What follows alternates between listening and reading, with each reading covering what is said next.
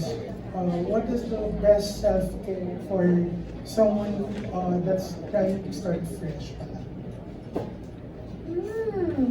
The best self-care for someone who's trying to start fresh is probably to let go of their toxic habits. Like for example, if ang toxic habits mo is eating junk food before you sleep, or sleeping late, or mga vices mo na hindi nakakaganda, I think yun po yung magandang first step to start fresh is to let go of the toxic habits po and toxic patterns po.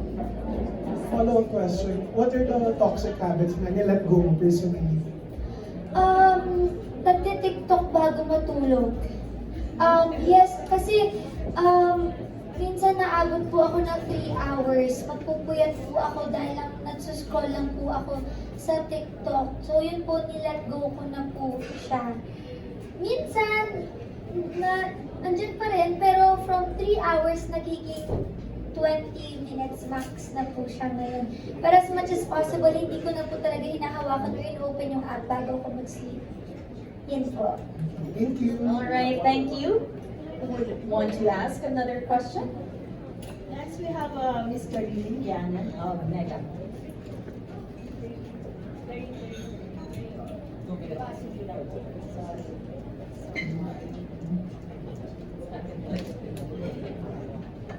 Hi, Sean from Mega. Hello po. As Gen Z, what are business tips that you can share for us? Business tips for Gen Zs?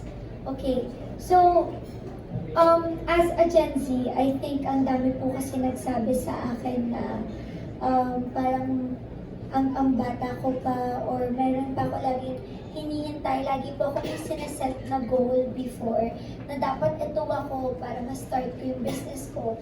Ang dami kong parang kailangan ko ma-reach yung level na to para ma-start ko siya. And it's nice naman. Nice yun na meron tayong kine-create na parang goals, sineset na goal for us.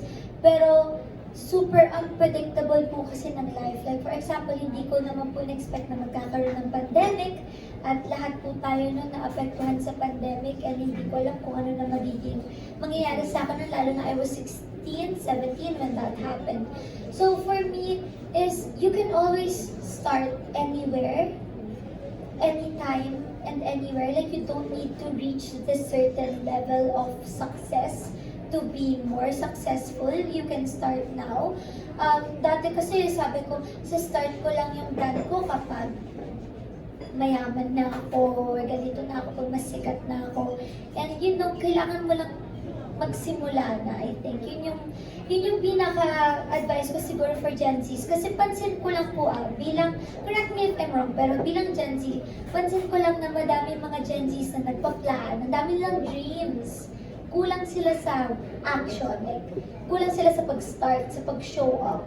And I'm so happy na madaming dreamers, madaming mga enthusiastic na mga Gen Z, madaming mga nag-aspire, pero yun lang, you need to start first. Yun po. Thank you. And siguro last na is gamitin natin tong era natin of SOCMED bilang Gen Zs kasi sa simple post lang natin, we are making change. Thank you po. Nice. Okay, next we have Ms. Kat Remit of Flowstar.com. Kat? Hi, this question is for Ms. Jonah. I'd like to ask, is your product FDA approved, and what makes the product special? Yeah. Yes. To answer the question, all our products are FDA approved. Meron din kami mga clinical testing and also mga certificate of analysis, so that we can always prove that our products work. So I think one of our unique selling point when it comes to the Dear Face is it's not actually about the endorsers. It's not actually about the influencers, but we are very customer-centric brand. We develop products according to what our customers are requesting. or kung ano yung mga gusto nilang ilabas, or kung ano yung mga pain points nila, kung ano yung mga struggles nila with everyday life. Like for example, we are developing something for hormones because we learned that a lot of a lot of women experience hormonal imbalance, and we need to drink so much supplements in order for us to, to balance the hormones. And if ever naman pupunta tayo sa mga OB-GYN, all they will suggest or prescribe is a contraceptive, which actually band-aids what is the current problem, not actually healing what is the root cause of the problem. So our goal in Dearface, we are very customer-centric and we listen to our customers. And that's why I think for over 4 years now, we carved our way going to the top because we know how to be customer-centric and also to listen to our consumers. So I think that's one of the difference. We don't release products or we don't develop products according to what the hype is or what the trend is, but we develop products because we listen to our consumers. Okay, may I ask Andrea, do you still have skincare routine? Do you have how many steps skincare routine? Yes po, bilang I wear makeup almost every day. Dahil sa work ko, required po ako magkaroon ng skincare routine. Like, I make sure kahit gano'n ako kapagod, I wash my face first and do my routine before I sleep. And bago din mag-makeup, yun po. Thank you. Okay, next we have Ms. Reg Rodriguez of Preview. Hello. So now that you're super immersed in the beauty industry as a CEO and also as an endorser for Dearface, what's one thing na you just recently learned about beauty or self-care that for you is life-changing? I feel like for the longest time, hindi ko po binibigyan ng importance ang nutrients na kailangan ng body ko. Madalas kasi yung meron lang ako laging nilalagay sa face and body ko is yung pang outer lang, yung parang yung layer lang of my skin. Hindi ko tinitake importance yung nutrients na need ko, lalo na lagi po akong puyat, lagi po akong pagod. So, ayun po, tulad ng collagen, it's protein po, so need talaga natin yan. And minsan, malaking tulong po kasi yung ini-intake natin para sa katawan natin, iniinom natin. That's very important, hindi lang yung mga creams na nilalagay natin. So ngayon po, very handy kasi sa akin, very convenient sa akin ang Beauty Med kasi hindi ako masyadong maalalahanin, tama ba? Maalalahanin sa take ng mga medicine, yan, capsules, ganyan. So, very convenient sa akin ang Beauty Milk kasi tinitake ko siya bago ako matulog. And bago ko na-discover Beauty Milk, I always drink milk before I sleep. So, very convenient sa akin na yung melon milk. Gatas na siya, masarap na siya, and sweet tooth ako, mahilig ako sa matamis. So, yun yung parang dessert ko bago ako matulog. Kapag very tiring yung gabi ko, yan na ang aking dessert. So, for me yan po, ang bago kong parang natutunan lately is kailangan din alagaan natin at mag-take tayo ng nutrients para sa katawan natin. Thank you. Since na-mention mo that you're super into K-drama, ano yung favorite mo? Ang hirap po kasi mamili ng favorite. Depende po kasi kung comedy or kung paiyakan po or kung drama po. So, or kung meron din, iba-iba, meron po akong parang, meron akong part, ito ang favorite ko sa drama, ito sa comedy, ito sa mga dream roles ko. Meron po akong kanya-kanyang folder para sa mga k-drama. Pero ngayon po yung pinapanood ko, I Love You, Randy. Medyo late ako, inaamin ko late ako kasi iniwasan ko po talaga siya. Kasi alam ko po na maa-attach ako. Yun na po yung nangyayari sa akin ngayon. Sorry, like since na-mention mo dream role. Ayoko po siyang ma-jinx. Pero meron po talaga akong dream role. At sana, matanong niyo ulit na-present ako bilang yun na yung role ko. Sana, hindi natin alam kung ano pwede mangyari. Tulad na to, yung dress na to, tulad ng sinabi ko kanina, hinanda ko to. Sinuot ko to ng first contract signing ko with Dearface. Tapos ngayon sa renewal, susutin ko siya. So, hindi natin alam. Sana po, next time, maalam to na. Manifest. Yes. Manifest indeed. Okay, next question. We always asking for a clue for your dream role. Wow, kasi talaga Majin! Sobrang like gustong-gusto ko siya guys. And gagawin ko talaga lahat. Aalagaan ko yung role na to. Ibibigay ko yung pinaka-best performance ko. Ganun ko po siya kagusto. So, ayoko po siya Majin. So, please pray with me na lang. Sana isama niyo po ako sa prayers niyo na sana si Andre Brianos, Lord, bigay mo sa kanya yung ano niya. Basta malalaman niyo po kapag nakuha ko siya. Okay. All right. Next question will come Next from question. Albert Avenido. Chika. Yes. Hey, mabuhay! Congratulations! I'll ask my question first to Miss Jonah.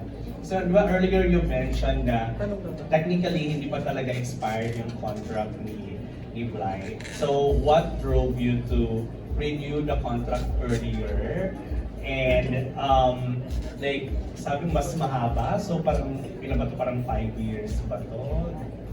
Yes, so actually hindi pa. We just launched her last May. And doon mo makikita yung what do you call this? Kasi as a brand owner, you will see if your influencers, celebrity, KOLs are very effective. And nung pagka-launch namin kay Bly, we saw that nagkaroon ng huge impact with our brand. That's on the technical side. So, on the technical side, we realized na we needed Bly for the long time kasi she really represents Dearface. Though she doesn't own the company, but she actually feels like parang siya yung may-ari. Ganun siya mag-endorse. And you will really feel kasi the authenticity of Andrea. Hindi lang siya nag-endorse dahil may bayad or something. I-endorse niya isang bagay kasi mahal na yung bagay na yun. And she really values talaga the partnership that we have. And to answer the question, bakit kailangan natin i-renew si Andrea? Eh, kaka-launch pa lang natin sa kanya. Because we want to secure her. Gusto na namin siya i-lock. Like, samin ka na for this year. Samin ka na. Kasi, ano talaga, we really love Andrea. And we really support her to every projects that she actually doing and will do in the future. And I think with our partnership, it will be fruitful for both of us. So, talagang parang no-brainer siya. Kaya ito kailangan i-renew natin siya. So, that's why I tapped Tita Bell, which is her mom. Minessage ko siya sabi, Tita Bell, we want to renew Andrea. Sabi niya, kaka-launch na natin, yes, we want to renew. So yeah, so you will see the value of a celebrity, kung ano yung deliver niya talaga sa table. And that's actually on the technical side on why brands actually secure long-term partnership with celebrities. That's the reason why. And for the personal side naman, since I really love Andrea. So kahit hindi pa siya nag-endorse sa amin, love ko siya. Tapos love ko rin si Bea, love ko rin si Danica. Yung circle of friends kasi nila, kung hindi nyo natatanong, si Bea kasi, hindi niya ni-endorse yung Dearface, pero iniinom niya. And then one day, she just posted it in TikTok. And then, hindi pa siya ganun kasikat na time, talaga nagpo-post lang siya. And, you know, this circle talaga, si Danica din. Si Danica, kung hindi nyo nalalaman, isa siya sa mga model namin before for Skin Potions. Skin Potions kasi was her first brand and model namin siya before. So there's actually a history before namin sila nakuha na endorsers and partners. So yeah, that's actually, parang sa akin kasi kung hindi mo mahal yung tao or yung endorser, hindi mo siya i-renew.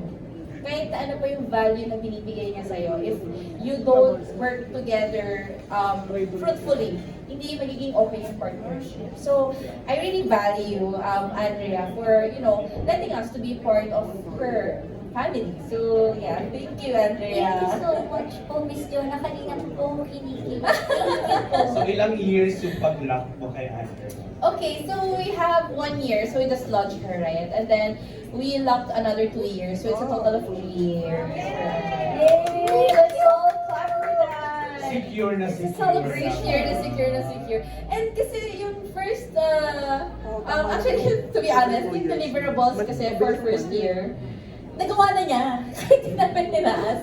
Yung parang, the deliverables that comes in the first year of partnership, ginagawa niya, pinapost niya lahat. So kami parang, paano to, pagka may campaigns tayo, hindi na natin siya post. So, yeah, sobrang sipag. Hindi mo siya kailangan sabihin na, mag-post ka. Nagpapa-photoshoot yan nga. Ito pa. Hindi alam ng media to, pero nagpapa-own photoshoot siya and video shoot for the brands that she handles. So, yun yung effort na nabibigay niya. Hindi lang dahil face siya ng brand because she really loves the brands that she is endorsing. Nice! We love it so much. In fairness sa'yo, Andrea. So, secure na yung 3 years mo.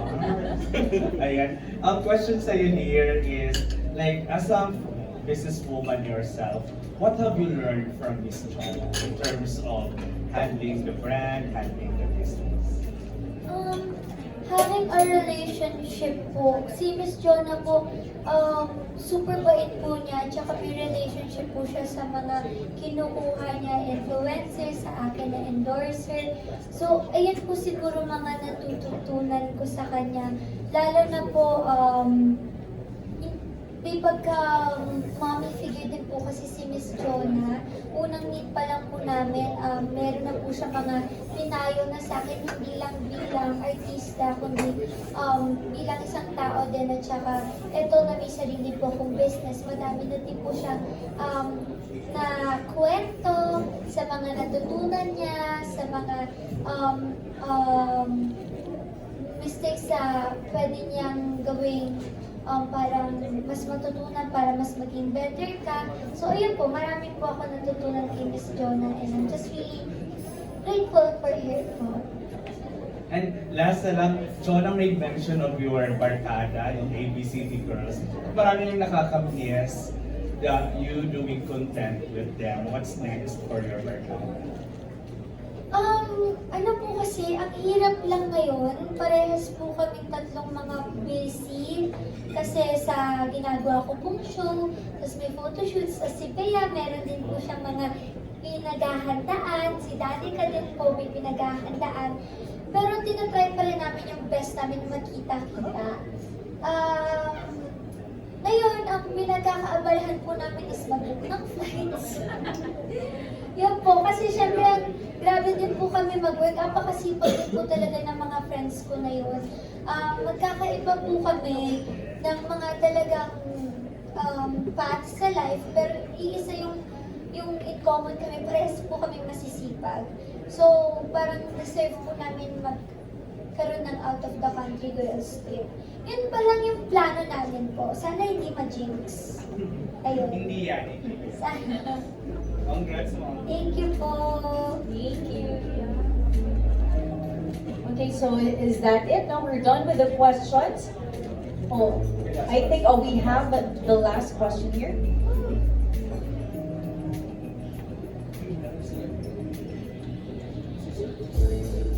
Sir over there. Okay.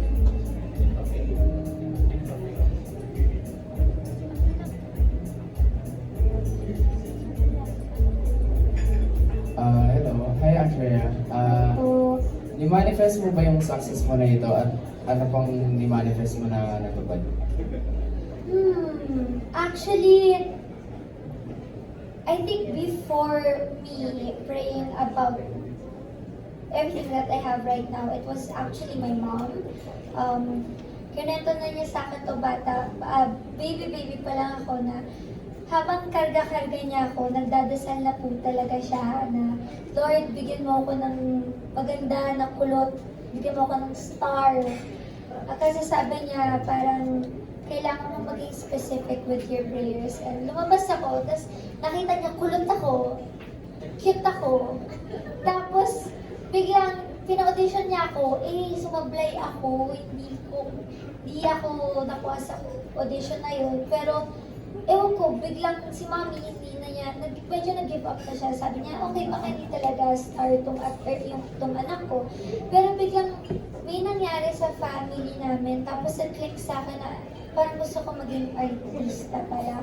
So I think, hindi ko po siya talaga na-manifest. I just grew up knowing what I want. I don't know why, I don't know where it all started talaga. Pero wala na-discover ko meron akong talent sa pag-aarte. Na-discover ko na mahilig ako sa makeup, kaya ginawa ko siyang business. Kasi I think kapag ginawa mong business ang isang bagay, dapat talaga yung bagay na mahal mo, yung bagay na pinag-aralan mo, yung alam mo talaga. So ako, mahilig akong kumanta, kumakanta ko minsan, parang hindi ko siya actually manifest. It's more of, I know what I want and I know what I pray. And I just believe in God and in God's timing and His plans. And I just follow Him wherever He wants to take me.